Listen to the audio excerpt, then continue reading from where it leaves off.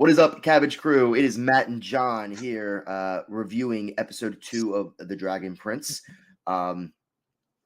We just watched it 2 seconds ago, so we're just gonna give you guys our initial reactions and kind of tell you guys what we think about the episode. So, don't lie to our viewers, Matt. Yeah, we watched it 3 years ago. I was done 30 minutes ago. We watched this show actually back in 2019 when it came out, and now we're just reviewing it. No, yeah, so we're just gonna break it down pretty much scene for scene about what we think of different characters and kind of just go through the plot. So, talk about characters, talk about the vibes of the episode, and just everything we're feeling. It's gonna be a therapy session for us. So, episode starts with the elves talking to each other. What's her name? Rayla. It's funny when like people start avataring to like, what's her name? Katara. I'm like, it's Katara, and I'm like, how do people mess these names up? And then I'm like doing the same thing. But yeah, her talking to the Ronan, I guess Ronan. Runan, apologizing to him, and it seems like she now wants to. It went from not wanting to do it to wanting to prove herself, and kind of going to the extreme to prove herself. So she's like, "I'll go kill the king by myself." So that was that kind of first interaction. And it's interesting because I don't know how the relationship between Ronan and Rayla is like, because he was like, sit here and wait. Like you would think they would be like, we're killing you for like messing up, or we're, like it's an interesting relationship because I don't know if, I mean, it says uncle. I don't know if that's her actual uncle or he's a leader, but I found that interesting.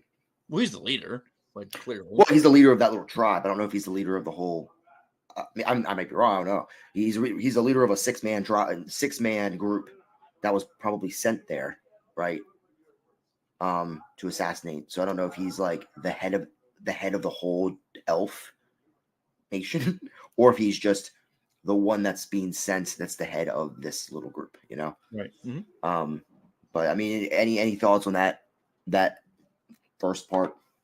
Not really. I mean, just that it kind of just made sense to fill in time for me. Like it didn't need to happen because like it kind of happened in the last episode where they talked about, like you can talk about like, oh, this scene was more about closure and like her trying to like, you can say that, but like it seemed a lot like what was said before was said in the last episode. So what I'm trying to say is the dialogue needed to change from this episode from the last episode, because it seemed like the dialogue was one of the same.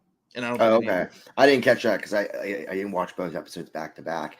I just figured it was kind of a, like you said, a closure of like the last episode ends with them finding out the conflict, and now this is how they dealt with them finding out about that specific conflict, which is she lied about killing somebody. And it was a closure scene. Like I understood that, but what I'm saying is like they used the same dialogue. At least it seemed like I was like, this sounds familiar from the last episode.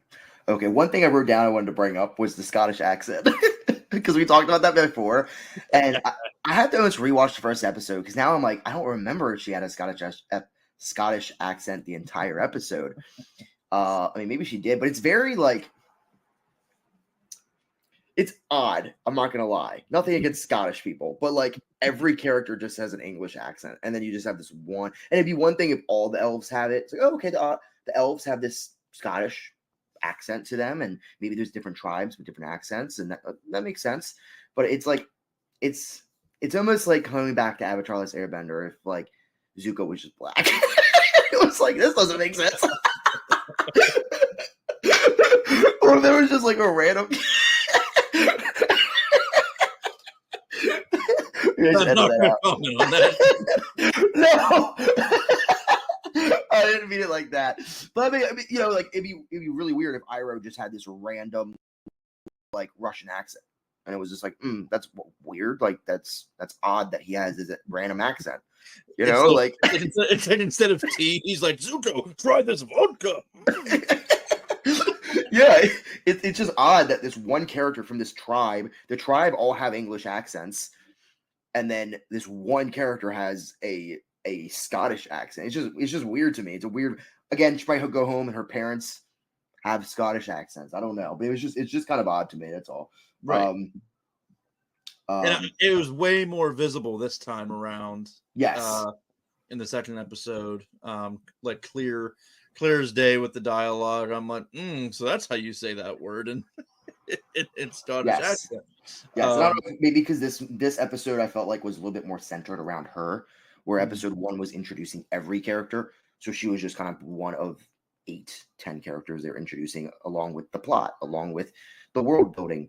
Where like this episode was mainly focused on her and Callum, but yeah, that's something I just instantly like stopped and was like, yep, I see the accent. So I guess moving on from that, I mean, we have Caleb and Ezrin. Ezrin like hiding in his room, Caleb trying to get him out of his room. And you said this before we started, but the first like third of this episode was kind of slow. Combination of slow and like just trying to feel the plot. It's almost like this first episode was very much just trying a combination of like a little bit of conflict, but then also just trying to get to that last scene, which is like a little bit of chase down the hallway, and then they find the egg, and so everything else seemed like, I wouldn't say filler, but it just seemed like it was kind of building up to that.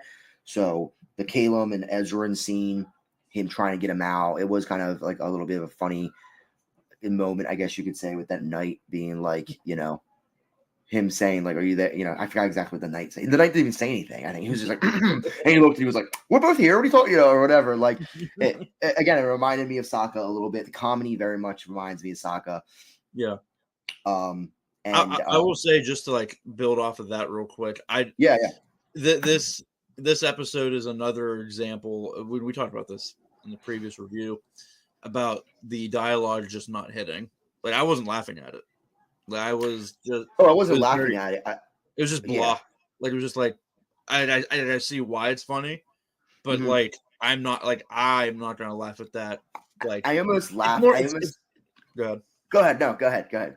I was just gonna end it with like, it was just they're hitting the dialogue jokes for the children, and then like having the action sequences being for both children and their parents, or like the adult teens, or whoever's the main fan bases. Right. I mean, it's the same vibe of season 1 Avatar, because I still look back sometimes when I'm introducing people to Avatar.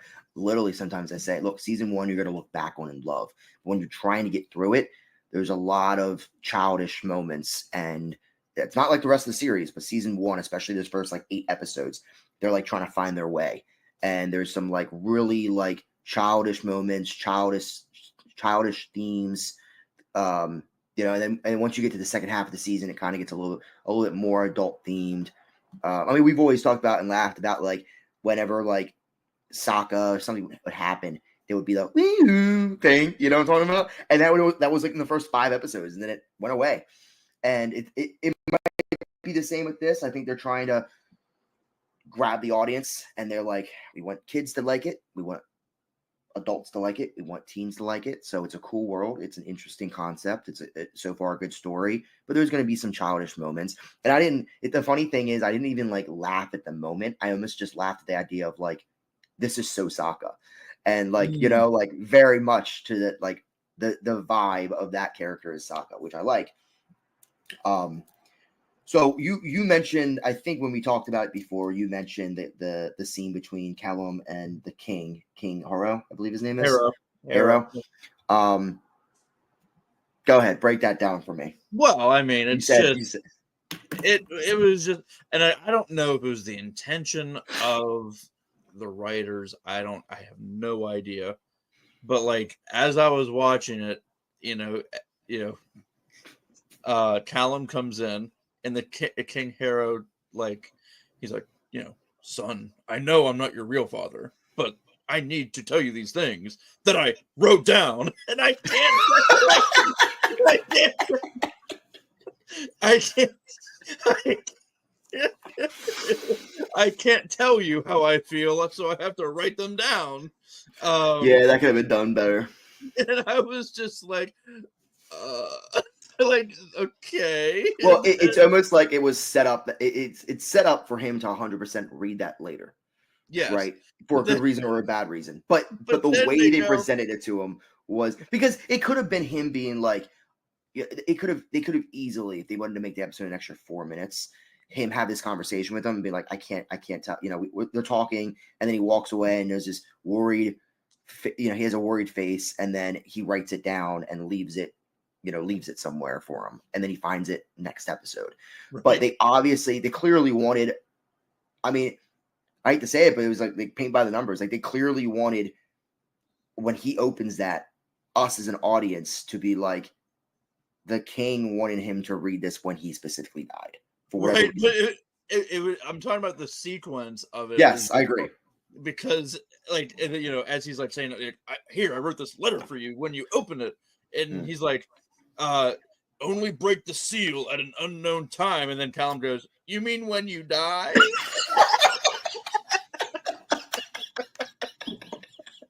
And I was just like, this could have been said so much better. Yeah, yeah, that was the point of like people like me taking it that way. Yeah, I mean, yes, 100%. I think it goes back to a combination of the writing being maybe not amazing right now. Them trying to, 9 episodes, right? So these 2 episodes, you can make an argument, could have been 3 episodes if they wanted to, but they had to kind of go fast paced. Something we even skipped, him running into the girl he has a crush on, Claudia, and having a quick little interaction. And it was like, that was kind of an odd interaction.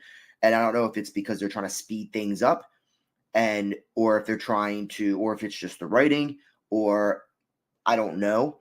It seems like a very big world with a lot of history and a lot going on, and so they have 9 episodes to tell the whole story of season 1, and they have to maybe get to the point on certain things. But that could have probably been done a little bit different, better. I don't know if that was the point. Like, I don't know. Right. The point was it to be awkward. Like, I don't know. Like, it could have been. It could have been. Yeah. It could have been. Like written. Like, it could have been written right then and there for that purpose. But like, I don't want to say that it did. I will say this: it's gonna matter, and who knows when this is going to happen, but it's going to matter when he opens the letter and reads the letter. Because my prediction, I hate to throw a prediction out there already, but my prediction is that it has something to do with Varen. And yeah, so and again, I don't know, but and we'll talk about this later, but just that conversation. I will say with the Horo conversation, his name Horo. I like that character. I do. Haro. You can kind of tell that he's conflicted. You can kind of tell that like it's like anything, like when someone does something stupid and then they kind of know it's catching up to them, and they're like in that, they're just in that moment of like, it's almost like someone that's in the cartel or something, and they're making a shit ton of money, they're loving it, but now they know like the cops are looking for them and they're close, and they're like, oh, like we're at the end here. Like you can almost tell with that, but he's still a genuine good person at heart, and he has an out, but he will not sacrifice his own. So like he seems like a good person. Still interested to see what happened with the mom. Again, there's multiple Avatar: The Last Airbender like reference, like, what's happening to the prince's mom. Who knows? There's a waterbender here. I'm the waterbender. No, he's like, it's the same. He's like, I'm as like again. It's one of those things where he, when he says, when Callum pretends he's Ezran to the girl and to Rayla, yeah, and it's like if you never saw Avatar or you just saw Avatar once and you're like whatever, I'm sure there's similarities in everything. I'm sure when we sat down and watched Avatar: Last Airbender, there's similarities because they say they took a lot of inspiration from Star Wars. I'm not a huge Star Wars buff. I've seen the movies, but I'm not like someone that sat down and been like, oh, that reference, like left and right. There's a lot of references, and it's very clear and obvious for me and you. But it is kind of clear and obvious. Like it's like they are every big moment by a character. You're like, they did that in Avatar, like the same way. From we talked about the moon having extra power to, the prince with a mom that's missing to previously on like everything. I mean, a lot. Dragon Prince. Yeah, well, even the opening, the opening wasn't like, but the opening is very similar in the sense of like you see the history for a second and then the title comes up. Yeah, I mean, I got that was a Game of Thrones theme. Like as soon as that violin or whatever that instrument was, I was like, Game of Thrones. Yeah, you can definitely tell the show's taking from different places. So let's just go. I mean, right to I guess there's two main things happening right now. You have the chase between Rayla and chasing down Ezrin and Callum. I always mess up their names. That is happening, and then the king is talking to the Lord. So now I have like a big like. So I didn't know this guy Viren. He is the one that killed the dragon. Yeah, we find that out. So in the intro, it seemed as if it was thousands of years ago, not like 3 weeks ago. Because they're like they put the humans over to the left corner of the world, and they split the world and had humans on one side, elves on the other side, and the dragon was the one that kind of made sure they didn't kind of split the world. And it just seemed like that happened 1,000 years ago, or maybe a couple hundred years ago, and the effects are still happening now. And now these humans are stuck in this like war that was created by their great grandparents. Right. It's like no, like we did this. So interesting. No, yeah. Well, at the end of the first episode, I figured that it wasn't like when they explained the story that it was like a present day story, like based off of what was said. You did? I did. But by the end of the first episode, I didn't know it in the beginning or the middle, but like it was towards the end. I was like, this is more of a present day storytelling, even though the intro to it kind of implied that it was 1,000 years ago, like in Lord of the Rings, where they did the intro for Lord of the Rings. That's what I thought too in the beginning, but then by the end of the first episode, I was like, this is present day, it seems like. And that or at least within the last 20 years. Right. And I was like, they did at least in my opinion, they didn't connect the dots and tell the audience of like, by the way, this is happening now. Right. I mean, even without, because it doesn't seem like it's a huge like spoiler or a huge like reveal that he killed him. Like they could have just had him in the intro and been like, oh yeah, that's the character in the intro. But it seems like he's a little bit more of, I don't know if he's a bad guy, but it definitely does feel as though he will become what the villain of the show is. Because it's like, it's not really the elves at this point. You kind of just, it has to be whoever is using the dark magic. I'm assuming probably the villain. No, yeah. So I'm gonna, so I will like when Harrow said, I'd rather die than sacrifice someone or whatever the paraphrasing there. And he said, "Oh, anyone in this room would sacrifice, would love to switch with you." And it shows the knights, and they're like looking at each other. And I like when he was like, "Would you?" And he's like, and he's like, "All right, you can leave now." Like I like that. I will say I like that. That was a good like 3-minute conversation back and forth to show both their personalities.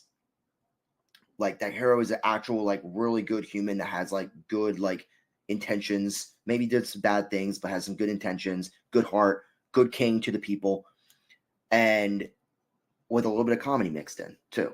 right? So like I really like that sequence. That whole conversation between those two characters were interesting. With snakes and all that. I thought that was a really good scene. Yeah, I mean that added to the world building too of like, oh, Mhm. there's this desert that exists where the Right. serpent's from. And Right. it's like, oh, do you want to protect your soul, king, and save your Mhm. soul? But like it's kind of like deceiving the body of deceiving the Moonshadow elves that have your Mhm. body there, but your soul's still intact. Yeah, Yeah, and going back to world building, like I always like when they obviously bring things up, and then maybe they go to this desert in season 3 and they see more of those snakes or something. So I think a show's best at world building when they start mentioning things earlier and then they show up later. right. So I mean that's just what it's all about. And I'll What? say it real quick for a split second when Rayla was crossing the river, the river, Uh, I was expecting a waterbending move just to part the sea. I was like, for a split second, I was like, well, it shows she in that scene. It shows she has skill. Yeah. yeah. So like she's very. It's again. It goes back to like she has skill, but then she can't chase down a 14-year-old who's pretty much running away from her. But then there's kind of when she gets there's confliction of do I kill him? Like you can tell, and he could even tell he could tell that you don't want to do this, and he was trying to convince her not to do it. So I mean, I think that whole sequence is pretty good. I think it goes back to episode 1 where she hits the legs and he's like, "You swept the legs," like because he tried to do that move and they said that move was stupid. Like again, small little callback to the episode before where it's like situational comedy. It's like it's funny because of the situation they're in that we know that as an audience that he mentioned that and they said that was a stupid move and then it worked for her. So he was like, "Hey, Right. cool." Um, again, the frog showing up or bait showing up and kind of saving the day. I told you. Well, no, well, yeah, I agree. No, I agree with you. I mean, I think that he's going to have some interesting powers, not necessarily powers, but like I Right. guess you could say powers, but like it seems like for right now, it depends on like he can shine / turn Right. colors based off of his move or based off what he's trying to do. Now, does he get any stronger, or is he more of a decoy? Is he more of a he gets them out of situations, or does he become, or is that a dragon that is just a baby? Like we don't know. Right. Um, but no, I mean you're right. Though. I mean you were right when you said bait was going to have a bigger importance and was Yeah. going to And have I powers didn't, and stuff. right. And I didn't mean it to say like that. Said the opposite of me. It was just that, like I called Yeah, it. yeah, no, you did. I mean anything else from that fight sequence or chase sequence? I guess you could say before the final reveal. Um, Not really. I mean, it was just a. I mean, I would say like I did put down that the action sequence of the chase was pretty bad. Like in the you think? sense of her like agility with the knights defending Callum, and then they did Yeah. nothing. They Like did nothing, yeah. it reminded me of like Revenge of the Sith when Yoda Mm. brings those Jedi Masters Well, into, well, and then just like with one swing, the Emperor is like, ah! well, it's funny because she like swipes them and they fall over. You don't think they would get back up and help him. They just Right. kind I of mean, laid there. it was bad. It And was then very bad. like when the kid helps, like they close the door and you can see the jelly print, and then like he uses the rocks and does the jelly print, Yep. and then goes and then she's like, "Oh, you left the jelly print." Like again, it's like, really? Like that's kind That's of where you're going, and I didn't that's like that either. a bad way of doing it. They could have done something else to make it a little better. I mean, overall, though, we'll talk about the reveal, and then we'll kind of give our final thoughts. I mean, overall, them finding the dragon prince at the end. I'm assuming. So I'm assuming the knights or the fathers, Hyro and Varen, both know about the egg. They're hiding the egg, and then Ezra ran into it one day, Right. and so now he knew it was there, and so he showed her. I don't know if that's a way that this is to save their lives or he's trying to make a peace offering. I don't know. We'll see next episode. Right. Which was a good reveal. Good reveal at the end. Makes it interesting. Makes Good, it interesting. it I mean, makes it so that the episodes continue. There's yeah, plot behind it, right. and We knew that was going to be there. Like we talked about last week. We're like, there. This is called the the Dracula egg Episode. survives. The egg survives. Like spoiler alert. It's like So, I mean, we didn't really do this last episode because as episode 1, it was kind of like an intro to everything. But if you want, we can just. I mean, we did this with Avatar: Last Airbender. But let's rate every episode out of 5, right? So 5 being amazing, 4 being a decent episode, a good episode, 3 being average, 2 being had some good things about it, but for the most part, not great. Or not a good episode, like a negative episode, but had some strengths to it. 1 being just a bad episode, no strengths, waste of an episode. And we can play around with the 0.5s. We don't try to get to like 4.13, just maybe like 4.55, Sure. 5. So, I mean, we didn't do it last episode, but what would you say episode 1 was, just so you can compare it to this episode?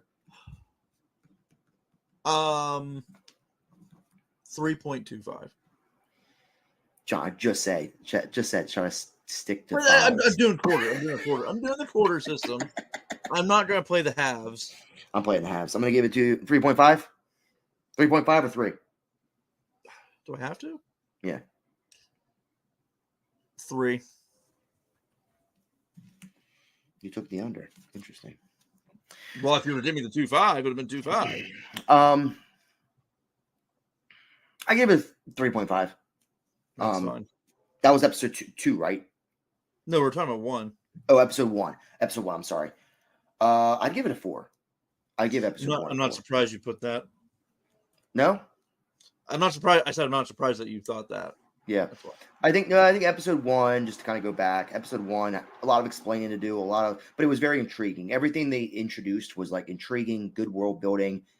Maybe be like, okay, I'm interested in this. And they do it in kind of a rushed way? Sure. But I still think overall I enjoyed myself. That's fine. Episode 2. 2.25.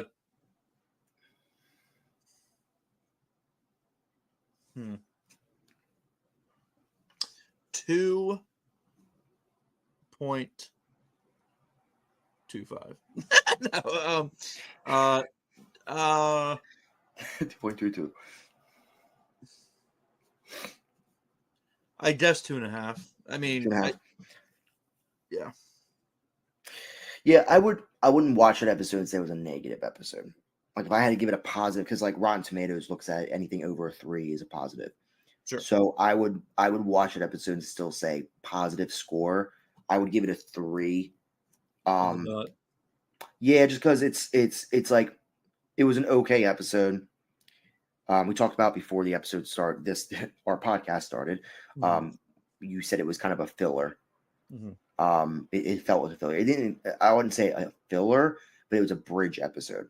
Like episode 1 ended here. They need to now get to here, but obviously you need an episode in between. But there's not really anything going on. There's no plot. There's like the plot of the episode is get her to the castle and run into them, and like it doesn't really. It furthers the story in the sense of it's trying to get to the next big plot point, But it doesn't really feel like its own. And every series kind of has this. I think Avatar does a great job at not having this because each episode feels like they go to a new spot and it's a new adventure. Where like this episode very much was not its own adventure. It was like it felt like it was in between 2 adventures, if that makes sense. Sure. So and again, some misses when it comes to some emotional impact. Some comedy was missed. The fight scene was a little off. I did enjoy the fight scene, even though I knew some of it was cheesy and some of it didn't work. But I still overall enjoyed the fight, the chase. I thought that was fine.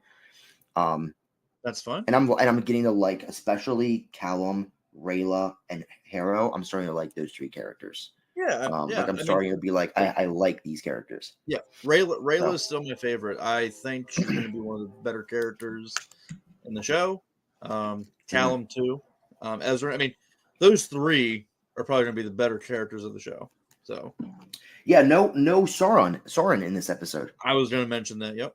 Yeah, and really I mean, Claudia had a small bit in like the hallway, but again, it's really focused on the three youngest, and then the interaction with the prince or the king and the lord, and they're kind of butting heads, and him wanting to use potential dark magic. So, Right. and I guess we'll eventually get more into that.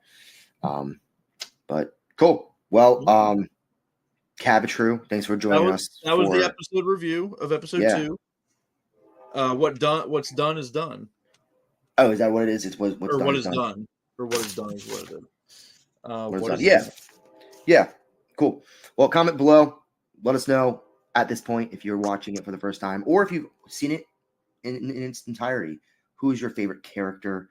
Who is maybe your favorite character at the beginning and how they changed, and maybe you have a new favorite character towards the end. But just let us know what your thoughts are, and chime into the conversation below. Maybe one person. Tell your friends, tell your family, get them subscribe. We need over 100. We don't need under 100. We've been under 100. We need over 100 at this point. I mean, someone save us. We need over. Come on, just over the finish line to 100.